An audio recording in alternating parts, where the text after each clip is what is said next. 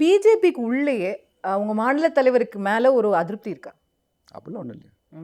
Senior leaders மத்தியில இவர் எடுத்த முடிவுகள்னால தான் இந்த நாடாளுமன்ற தேர்தலில் தோத்துட்டோம், அப்படி இவர் ஒழுங்கா இருந்திருந்தாருன்னா அதிமுக கூட்டணி தொடர்ந்துச்சுன்னா நம்ம எல்லாம் எம்பி ஆயிருக்கலாம். அப்படி எந்த சீனியர் லீடர் அப்படி சொன்னாங்க? வெளிப்படையா சொல்ல இப்போ வானதி அவர்கள் சொல்லியிருக்காங்க, தமிழிசை அவர்கள் சொல்லியிருக்காங்க. அதோட அண்டர்ஸ்டாண்டிங் அதானா? அப்படி முடிவு ஒரு கட்சியோட கூட்டணின்ற முடிவு எடுக்கிறது வந்து ஒரு மாநில தலைவர்கிட்ட இருக்கா, தேசிய தலைவர்கிட்ட இருக்கா? பட் மாநில தலைவரோட ஆக்ஷன்ஸ் அதை இன்ஃப்ளூயன்ஸ் பண்ணல. இல்லைங்க, என்டிஏன்றது யாரு? மத்திய தலைமை கடைசி மாதம் வரைக்கும் அதிமுக கூட்டணியை விரும்பலையா? எடப்பாடி அது தயாரா இல்லை. அது ஏன் தயாரா இல்லைன்னா உங்க மாநில தலைவருடைய அப்படி நடவடிக்கை இல்லை. அவங்க அப்போ மாநில தலைவர் அண்ணாமலை அவர்கள் இல்லாட்டி கூட அவங்க தயாரா இல்லை.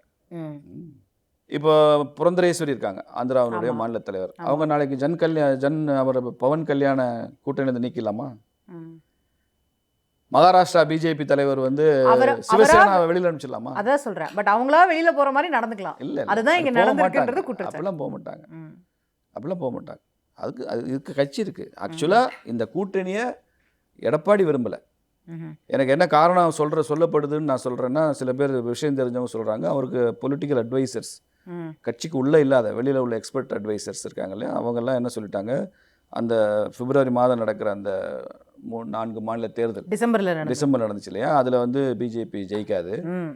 அப்புறம் வந்து காங்கிரஸை திமுக கூட்டணியிலேருந்து நாங்கள் பேசி வெளியில் கொண்டு வந்துடுவோம். காங்கிரஸ் வந்தாங்கன்னா விசிகா இவங்கெல்லாம் கூட வெளில வந்துடுவாங்க. இது உடஞ்சி ஒரு புது கூட்டணி வரும். நீங்கள் பிஜேபி கூட வச்சுருந்தீங்கன்னா இந்த அலையன்ஸ் அமையாது. அப்படி உருவாகும் போது மறுபடியும் டெல்லியில் வந்து இந்த தடவை மோடி ஜெயிக்க மாட்டார். நாடு முழுக்க அவருக்கு எதிர்ப்பு அலை இருக்குது. அதனால் அவர் 3rd டைம் பிரைம் மினிஸ்டர் ஆக மாட்டார் மோடி.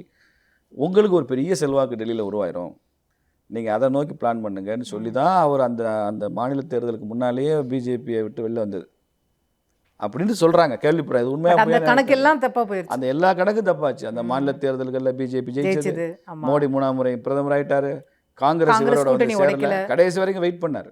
காங்கிரஸ் கூட்டணி வந்துரும்னு வெளிப்படையாக பேச ஆரம்பிச்சாங்க. காங்கிரஸ் வந்தால் வரவேற்போம்னு பேசினாங்க மீடியாவில். இல்லை அவங்க 2 தேசிய கட்சியோடையும் கூட்டணி இல்லைன்னு இல்லைங்க, காங்கிரஸை வரவேற்றாங்க. ஒரு அமைச்சரே பேசினார், நான் அந்த பேட்டியை உங்களுக்கு அனுப்புகிறேன். பேசினாங்க, எதுவும் ஒர்க் அவுட் ஆகலை. கடைசியாக தனித்து விடப்பட்ட நிலையில் பாட்டாளி மக்கள் கட்சி தேமுதிக கூட எங்கள் கூட வர பயணிக்கிற நேரத்தில் என்ன விலை கொடுத்தும் நீங்கள் அட்லீஸ்ட் தேமுதிக தக்க வைக்கணும், இல்லைன்னா அதிமுக தனிமை பெற்றுச்சுன்ற பேர் வந்துடும்னு கடைசி நேரத்தில் they were very panic. Edappadi was panic in last minutes. எப்படியோ தேமுதிகவை தக்க வச்சாங்க. அதுக்கு என்ன விலை கொடுத்தாங்கன்னு தெரியாது எனக்கு.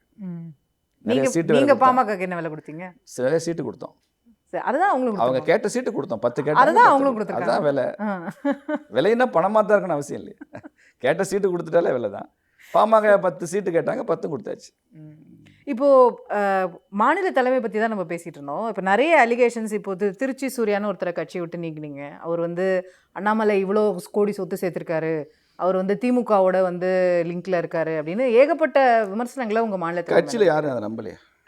மக்களுமே யாரும் நம்பலன்னு நீங்கள் சொல்கிறீங்க. But very serious allegation. இங்கே பாருங்க, கட்சிக்குள்ளே யாராவது ஒருத்தர் இந்த மாதிரி மாநில தலைவர் மேலே அலிகேஷன் வருது, அதை வந்து விசாரணை பண்ணணும். கட்சிக்குள்ள டிசிப்ளின் கமிட்டிலாம் இருக்கு. ஒருத்தர் தவறு செய்கிறாருன்னா அதை விசாரணைக்கு வரணும். அப்படி யாராவது பேசினாங்களா? இல்லை தேசிய தலைமையிலேருந்து இந்த மாதிரி மாநில தலைவர் மேலே ஒரு வெளிப்படை அலிகேஷன் சொல்கிறாங்க, அதை என்னன்னு பார்க்கணுன்னு எது மேலேருந்து விசாரிச்சாங்களா? ஒன்றும் இல்லை. அது விசாரிக்க கூட இல்லை. அதை கட்சியிலேருந்து வெளியேற்றப்படுகிறார் ஒருத்தர். வெளியேற்றதுக்கு அப்புறம் தான் இந்த பேச்செல்லாம் பேசுகிறாரு. அதுக்கு உள்ளே இருந்துக்கிறப்ப அவர் பேசலை. வெளியேற்றினோடனே அவருக்கு ஒரு விரக்தி வந்திருக்கலாம், கோபம் வந்திருக்கலாம். அந்த கோபத்தின் வெளிப்பாடாக அதை பேசலாம், அவ்வளோதான். அதை தாண்டி இன்னும் பெருசாக அது முழுசாக போய் குற்றச்சாட்டு அதுவாக ட்ரெயின் ஆகிடும், அவ்வளோதான். இவர் சொல்லி தான் நான் டாக்டர் தமிழிசை எதிர்த்து பேசினேன், இவர் சொல்லி தான் நான் பிஜேபியில் சில மூத்த தலைவர்களை எதிர்த்து பேசினேன் அப்படின்னும் போது பிஜேபிக்குள்ளேயே தலைவர்களை இப்படி பயன்படுத்துகிறாங்களா? அப்படி தமிழிசை மேடமே அதை சீரியஸாக எடுத்துக்கலையே, நீங்கள் இவ்வளோ சீரியஸாக எடுத்துக்கிறீங்க. இல்லை, அப்போது மூத்த தலைவர்கள் யாரும் அதெல்லாம் சீரியஸாக எடுத்துக்கலன்றேன். அவங்களே எடுத்துக்கலையே. கல்யாணராமனா இருக்கட்டும், இவராக இருக்கட்டும், மல்டிபிள் அலிகேஷன்ஸ். பிஜேபி தலைவர்களை எதிர்த்தே பிஜேபிக்குள்ளே அரசியல் பண்ணுறாங்க, வார் ரூம் வச்சுருக்காங்க, எங்களை எதிர்த்தே வந்து கருத்து போடுறாங்க சோஷியல் மீடியாவில்.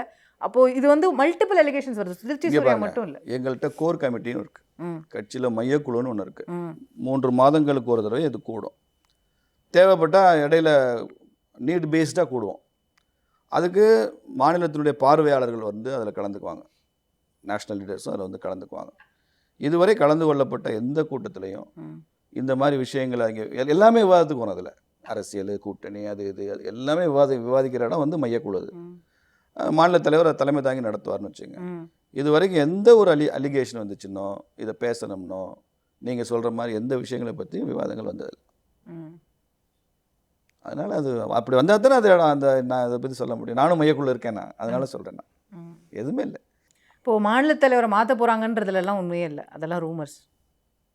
அவருடைய டேர்ம் வந்து 2021 அப்புறம் 3 வருஷம், 24.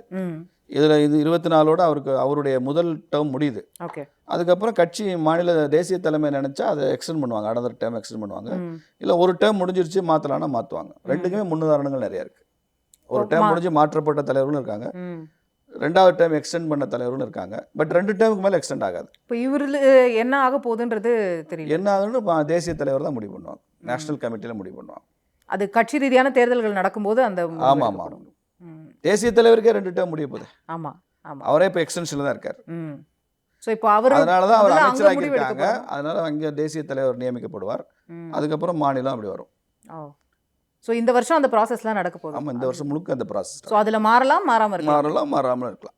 ஆனால் அவர் படிக்க போகிறதுக்காக மாற்றுறதுன்றதுக்கு அதுக்கு சம்மந்தம் இல்லை, அவருடைய டேர்ம் தான் கணக்கு.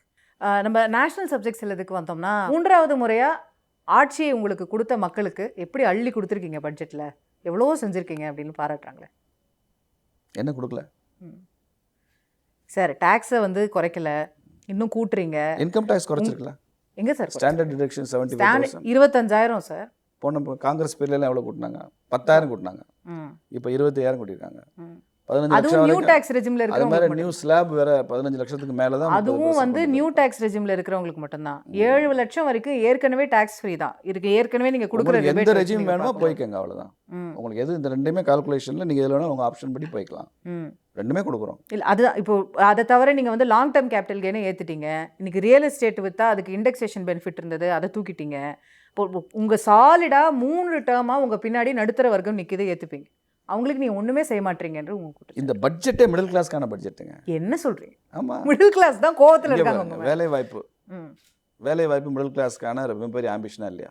ஆமாம். வேலை வாய்ப்புக்கு மாத்திரம் 3 கோடி வேலை வாய்ப்பு உருவாக்குறதுக்கு என்னென்ன ஸ்கீம்ஸில் வந்திருப்பாரு, என்ன செஞ்சிருக்கீங்க? மேனுஃபேக்சரிங்ல இருங்க. இபிஎஃப்ஓல வந்து நீங்க 1 மாசத்துக்கு நாங்க கொடுப்போம், 1 மாச சம்பளத்தை நாங்க கொடுப்போம், புதுசா வேலை வாய்ப்பு பண்றப்ப 1 மாசம் சேலரி கொடுப்போம். ஆமா. மேனுஃபேக்சரிங்ல இருக்கிறவங்களுக்கு 4 மாசம் இபிஎஃப் கவர்மெண்ட்டே கட்டும் சொல்றோம். இதுக்கப்புறம் இப்போ எக்ஸ்பர்ட்ஸ் என்ன சொல்றாங்க, இது 3 crore ஜாப்ஸ் கிரியேட் பண்ணும்னு சொல்றாங்க. நீங்க நிறைய இண்டஸ்ட்ரியலிஸ்டோட பேசுவீங்க, பிசினஸ் ஓனர்ஸோட பேசுவீங்க. அவங்களுக்கெல்லாம் பிரச்சனை புது வேலையை ஏன் எடுக்க முடியலன்றதுக்கு என்னால் 1 மாசம் சம்பளம் கொடுக்க முடியலங்கிறது என் பிரச்சனை இல்லை சார். எனக்கு ஸ்கில்டு லேபர் கிடைக்கல, நான் வந்து 20,000 ரூபாய் கொடுக்க தயாரா இருந்தாலும் அதுக்கு ஒர்த்தான கேண்டிடேட் கிடைக்கல. அதான் ஸ்கில் டெவலப்மெண்ட்டுக்கு. அப்போ நீங்க அதை விட்டுட்டு நான் இபிஎஃப்ஓல காசு தரேன், நான் 1 மாசம் சம்பளம் தரேன், நீங்க இதுல எல்லாம் இன்னும் அதிகமாக ஃபோக்கஸ் பண்ணிக்கணுமா? நீங்க ஸ்கில் டெவலப்மெண்ட்டுக்கு ஸ்கில் டெவலப்மெண்ட் கார்பரேஷன் கொண்டு வந்தது நாம தானே. செய்திகளை உடனுக்குடன் தெரிந்து கொள்ள உடனே சப்ஸ்கிரைப் பண்ணுங்க.